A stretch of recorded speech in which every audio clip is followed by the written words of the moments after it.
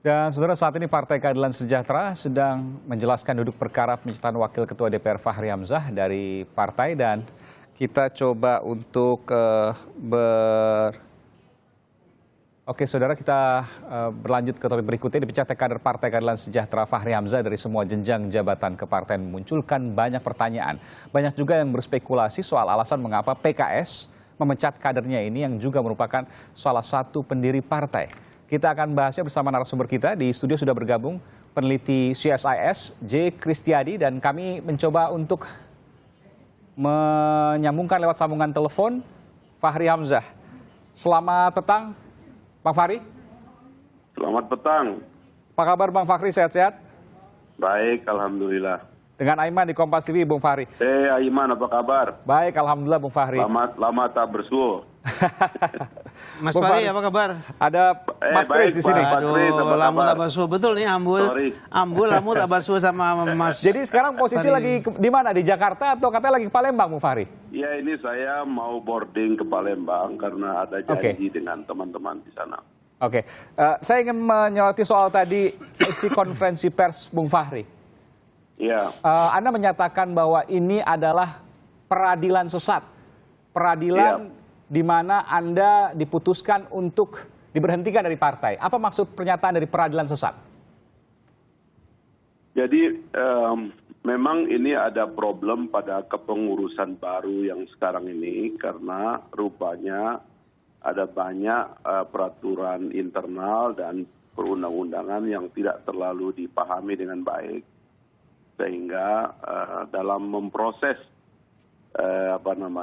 peradilan internal banyak sekali pelanggaran terhadap ADART dan juga pelanggaran terhadap undang-undang. Jadi yang ekstrim misalnya ini yang melapor itu namanya DPP, ya kan? Ketuanya Pak Sohibul Iman. Kemudian salah seorang dari 5 hakim itu namanya Sohibul Iman, yang menandatangani pemecatan itu namanya Sohibul Iman.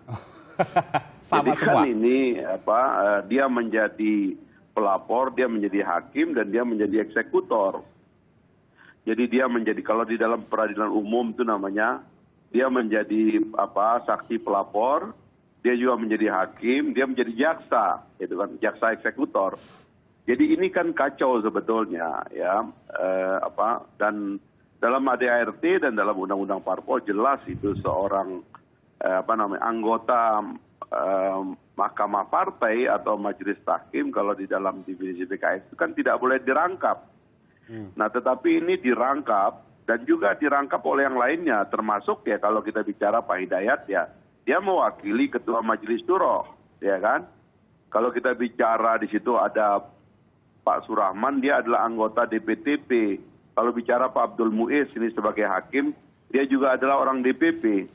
Jadi ini sekelompok orang ngumpul untuk menghukum seseorang begitu. Ya. Dan kan ini Anda, bahaya betul ini tradisi ini kalau dibiarkan. Dalam konferensi pers Anda, Bung Fahri, juga menyatakan bahwa akan melawan peradilan sesat ini. Apa bentuk perlawanan Anda? Ya, tentu PKS adalah partai yang beroperasi di wilayah hukum Negara Kesatuan Republik Indonesia. Saya adalah warga negara Republik Indonesia, tentu saya akan menggunakan hak saya sebagai warga negara untuk mempersoalkan satu tindakan yang tidak sederhana, karena tindakan ini menyebabkan dipecatnya seseorang yang dipilih oleh rakyat Indonesia dari posisinya, sementara dia tidak pernah sekalipun di dalam tugasnya sebagai pejabat negara, wakil rakyat yang dipilih oleh rakyat, itu mengecewakan begitu. Karena saya ini alhamdulillah terpilih secara terus-menerus di dapil saya itu dengan nilai yang terus-menerus membesar. Bahkan saya adalah orang yang dipilih dengan suara terbesar dari dapil dan juga suara terbesar di fraksi PKS gitu. Jadi saya tidak mengerti dasar dari tindakan kepada saya ini gitu. Bung Fahri, saya mau tanya, apa sih salah Anda? Ya, saya itu tanyakan kepada Ketua Majelis Syuro, salah saya apa? Dia bilang Anda nggak punya salah, bahkan Anda adalah kader terbaik, gitu kan? Jadi kalau saya kader terbaik, terus apa masalahnya? Kan begitu. Oh katanya Anda sering berbeda pendapat. Loh, kan kita nggak boleh menghukum perbedaan pendapat. Dari dulu juga saya udah kayak begini, begitu loh. Anda dinyatakan bersalah kan di Badan Penegak Disiplin Organisasi. Di situ Ya. tidak dijelaskan poin-poin apa saja, 1, 2, 3, ini Fahri Hamzah salah A, salah B, salah C misalnya. Ya nggak ada. Jadi yang salah itu perbedaan pendapat. Jadi karena saya berbeda pendapat dengan Ketua Majelis Syuro, akhirnya saya dihukum. Bisa Karena berbeda ini- pendapat, kemudian melanggar ADART dan kemudian diberhentikan. Ya, Ada itu dia, pasal-pasalnya.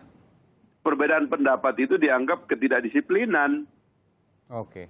Ini yang fatal menurut saya, dan karenanya kemudian semua penyelenggaraan ini dimaksudkan untuk menjawab, ya kan, atau memenuhi keinginan dari Ketua Majelis Syuro. Jadi ini jadi soal pribadi gitu. Menggunakan lembaga partai untuk mengeksekusi kepentingan pribadi dari Ketua Majelis Syuro, kan bahaya betul Boleh nggak, ini. Bung Fahri, disebut spesifik perbedaan pendapat yang mana pada saat apa? Kan gini, saya kan disuruh mundur. Saya tanya, salah saya apa? Dia bilang Anda nggak salah, bahkan Anda ini salah satu kader terbaik. Oke, saya bilang kedua, apakah Ketua Majelis Syuro ditekan? Oh, saya nggak bisa ditekan. Dia bilang, oke, kalau begitu ini masalahnya apa? Dia bilang ini permintaan pribadi saya dan ini hanya antara kita berdua. Dia bilang kan, Anda saya minta mengundurkan diri. Saya bilang kalau permintaannya pribadi ya saya coba, saya akan pikirkan ini secara pribadi. Karena buat saya ini bukan jabatan pribadi, ini bukan jabatan partai, ini jabatan publik. Cara saya dikirim ke DPR ini dan menjadi pimpinan dewan itu diatur dengan undang-undang publik, dengan hukum begitu.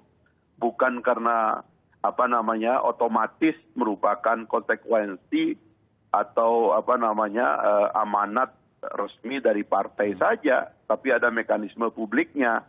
Kan begitu, orang boleh dicalonkan oleh partai, tapi kalau nggak dipilih rakyat kan nggak bisa jadi anggota DPR dia. Tidak disebutkan spesifik di dalam surat, misalnya Fahri Hamzah berbeda pendapat saat menyampaikan atau saat menerima petugas KPK, satu misalnya. Kemudian yang kedua saat menyampaikan pendapat terkait dengan kisruh Papa minta saham misalnya. Tidak disebutkan detail seperti itu, hanya berbeda pendapat dan kemudian selesai.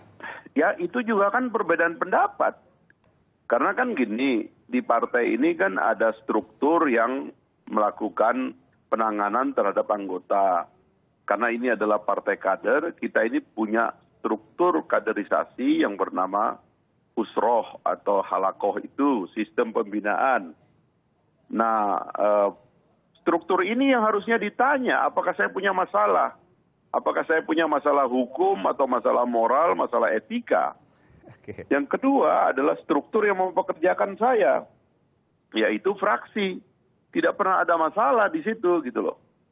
Jadi masalahnya ini datang ketika saya berbeda pendapat dengan Ketua Majelis Syuro, lalu perbedaan pendapat ini dianggap ketidakdisiplinan. Iya. Bahkan fatal kalau kayak begitu kan. Dan tidak disebutkan secara spesifik yang mana, kasus-kasus yang mana saja. Kita coba juga Bung Fahri untuk mencoba menghubungi dari pimpinan DPP PKS, tapi belum ada yang bersedia untuk menjawab pertanyaan kita. Sore ini saya ada Mas Kris. Mas Kris, bisa komentar terkait dengan apa yang saya sudah bincangkan dengan Bung Fahri? Ya, memang bagi saya agak misteri ya. Misteri dalam arti kata bahwa memang kesalahan memang tidak eksplisit disampaikan kepada publik. Harusnya sampaikan eksplisit. Memang menurut saya beginilah. Saya bisa tanya dulu, perbedaan pendapat bisakah berujung pada pemberhentian? Tidak bisa. Tidak bisa? Menurut saya nggak bisa. Kenapa? Kalau Partai Kalau Demokratis misalnya melanggar ADART misalnya? Begini, itu namanya bukan perbedaan pendapat. Itu namanya melanggar ADART. Kalau perbedaan pendapat tidak bisa dong. Partai itu forum demokrasi untuk menyampaikan pendapat, untuk beradu pendapat, beradu argumentasi kok. Selama tidak ada dia melanggar ADART, tidak tidak ada masalah dong, tidak ada. Nah, ini yang saya sebetulnya dibalik dari apa yang terjadi di PKS itu mungkin belum terungkap. Sebetulnya ada kepentingan-kepentingan yang bertarung apa saja di dalam PKS itu. Anda meyakini bahwa ada pihak-pihak di belakang PKS bukan yang di belakang PKS, tapi ada kepentingan-kepentingan yang kemudian juga yang saya khawatirkan kalau tidak haram bahwa di dalam partai ada faksi dan perbedaan kepentingan, tetapi setiap konflik seharusnya harus menjadikan partai itu semakin solid dan kuat. Mesti begitu.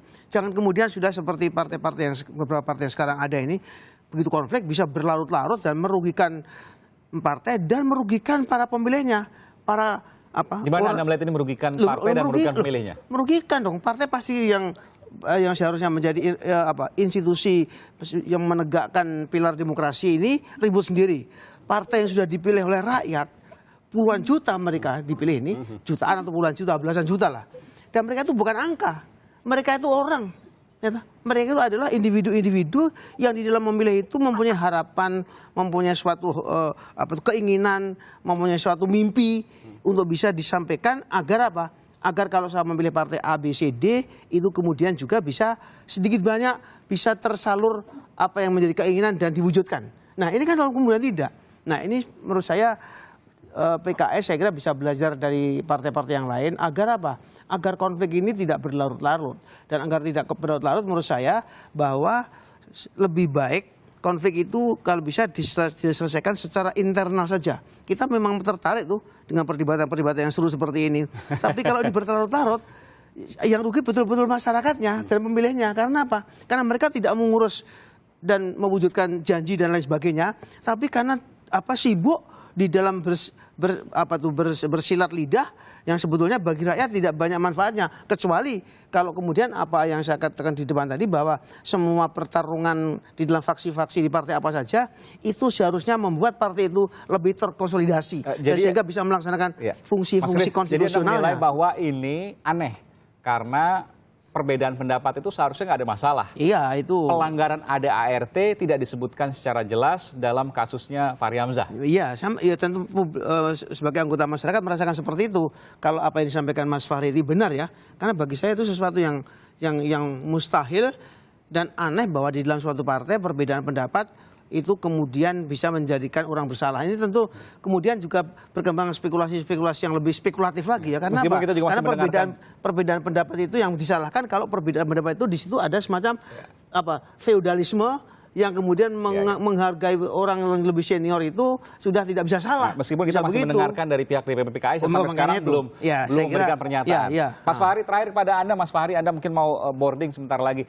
Apa yang akan Anda lakukan ke depan, beberapa hari ke depan ini? Anda akan melakukan perlawanan dalam cara Anda melawan peradilan sesat di partai Anda, PKS. Boleh saya masih sebut partai Anda ya? Jadi saya itu tidak melawan partai. Ya, saya melawan oknum atau menyampaikan cinta saya kepada oknum-oknum yang mungkin perlu lebih banyak belajar dan membaca bahwa kita ini diatur oleh serangkaian peraturan perundang-undangan, serangkaian aturan organisasi dan kelembagaan yang menyebabkan kita harus tertib di dalam berorganisasi. Jangan kemudian hanya karena kepentingan dan ketidaksukaan kita secara pribadi, lalu semua dianggap dan dibawa kepada ranah pelanggaran disiplin. Padahal ini sebetulnya hanya soal gaya. Saya susah kalau gaya saya divonis. Karena memang ya nanti sampai mati juga gaya saya begini-begini terus gitu. Saya kan nggak bisa kayak Pak Kris yang santun kan. Ya saya kan lahirnya di tempat yang beda sama Pak Kristiadi. Kan kira-kira begitu. Jadi saya akan mencoba memperbaiki ini melalui jalur hukum, kira-kira begitu. Ya, oke.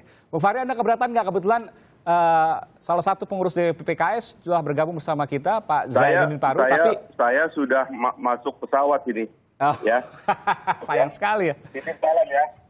Oke, baik. Terima kasih Bung Fahri Hamzah telah memberikan informasi di program Kompas TV. Kita akan kembali saat lagi, saudara. Ada salah satu pengurus DPP PKS, Zainuddin Paru. Kami akan segera kembali saat lagi dan berbincang dengan Zainuddin Paru setelah jeda berikut ini.